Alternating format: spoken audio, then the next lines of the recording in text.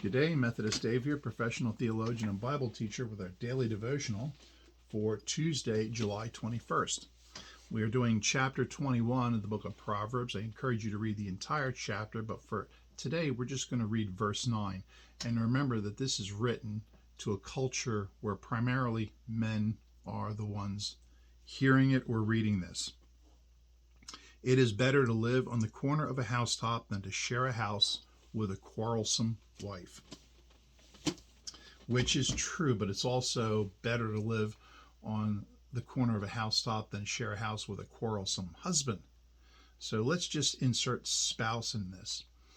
I had a newspaper route when I was a young boy, and there was a family that I would go to, and I would knock on the door every week to collect for the newspaper. And the husband would come and answer the door and very gruff, "What do you want?" And like, "I'm here to collect for the paper." And then I would hear from the back room his wife yell out, "Who was it?" And he'd yell back, "It's the paper boy." And they'd start yelling at each other using very colorful language. And as I left, I could hear them continue the fight. And I wonder, is that how they always lived?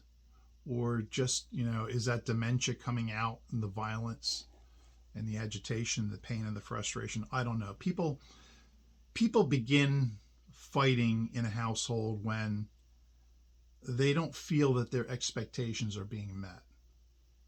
And a lot of times your expectations are not being met because you're not communicating your expectations. Or perhaps you went into the relationship thinking that you're going to change that person. And now that the realization has come that they're not changing, you become angry and bitter about it because you wanted to change them, but they wouldn't change. Look, people rarely change drastically. We grow. There are slight shifts and changes, but the person that you meet, that wild, reckless, fun-loving person, is generally going to be that wild, reckless, fun-loving person their whole lives. That's okay when they're young, but when they're older, it's called irresponsibility. They were irresponsible when they were young, and they will continue to be irresponsible their entire lives. And if you think you're going to change them, you are in for a rude awakening. So be careful. You're not going to change that person. And generally, that's what makes for contention.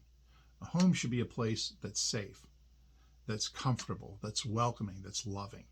We're not talking about a June Cleaver or a Donna Reed situation here. We're talking about a place where, things are tough, but, you support one another. So don't try to change the person. They're not going to. Know who you're getting involved with. If you got a question about this or any other subject, drop me an email, methodistdave@gmail.com. Please hit the like, share, and subscribe. And I will see you tomorrow. But until then, be good to each other.